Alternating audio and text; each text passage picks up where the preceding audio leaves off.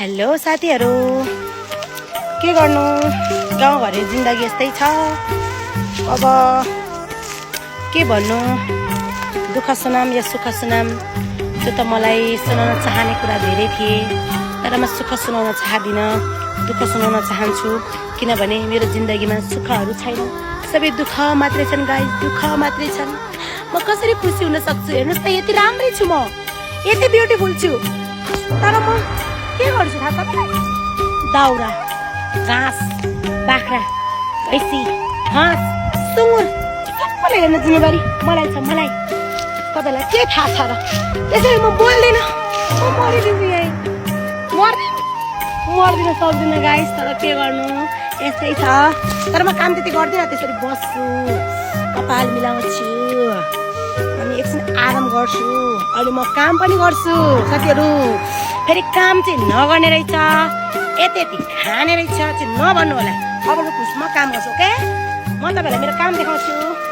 म अब सुरुमा काम गर्न जाँदैछु, हेर्नु होला है साथीहरू। ल, म के काम गर्छु यस्तो जाने हो।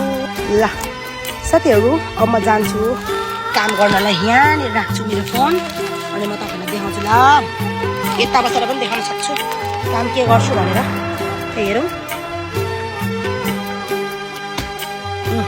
यता पनि काम हुँदैछ है त गाइस। म यहाँ के छ हेर्नु त, बसेको त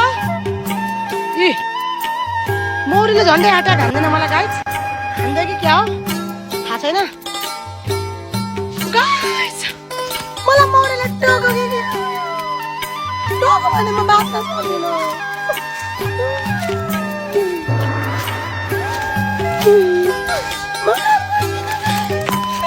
मलाई टोक्यो,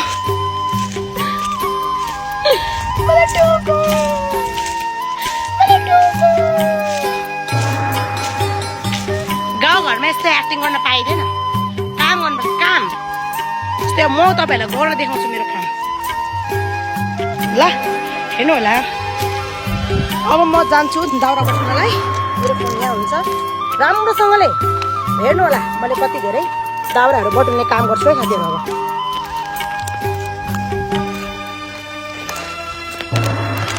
ल, यहाँ छ, यहाँ राख्ने हो, जाने हो।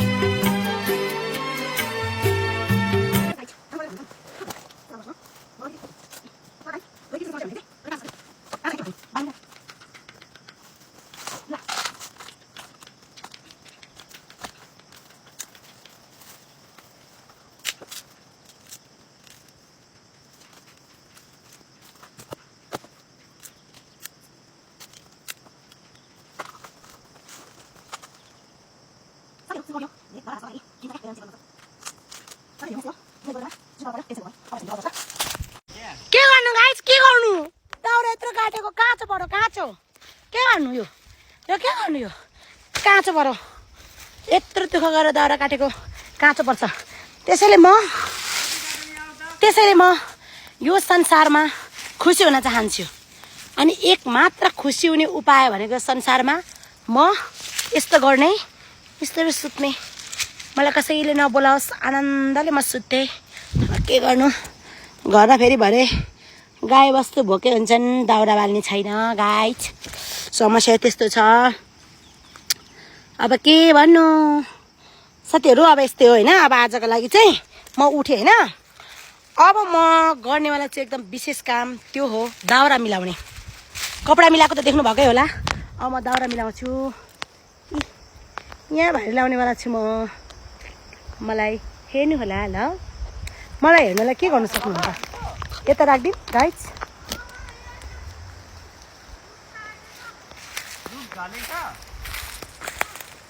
ल गाइस म भारी ल्याउँछु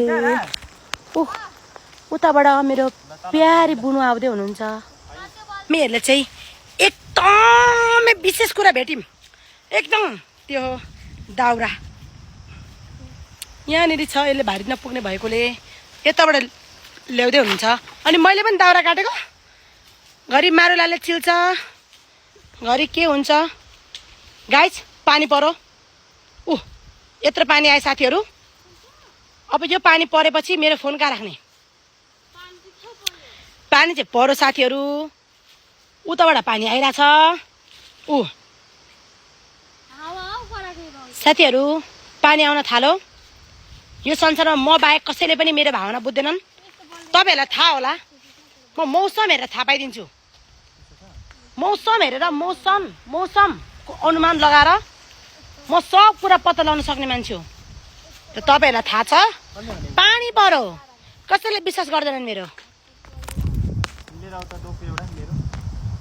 साथीहरू हेर्नुस् न मेरो परेला कति राम्रो छ यहाँ मेरो बहिनी हुनुहुन्छ के छ पुन्टु हालखबर कस्तो हुँदैछ काम कुरा ठिक हुँदैछ साथीहरू यस्तै छ मेरो खुट्टा हात यस्तो हेर्न सक्नुहुन्छ के गर्ने ल अब हामी गयौँ म चाहिँ चिप्लिन्छु गाइस फेरि हामी जाँदैछौँ टुक टुक टुक लाएर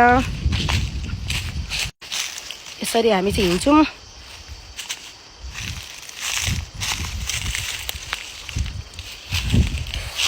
चप्पल बिजाउँछ गाइस के गर्ने यस्तै छ तनाव छ टेन्सन छ अब हामी तल गएर यो रुख काट्ने छौँ यो रुख अब हामी जाँदैछौँ दिल का टेलिफोन करता है रिङ रिङ रिङ रिङ भने जस्तै भयो साथीहरू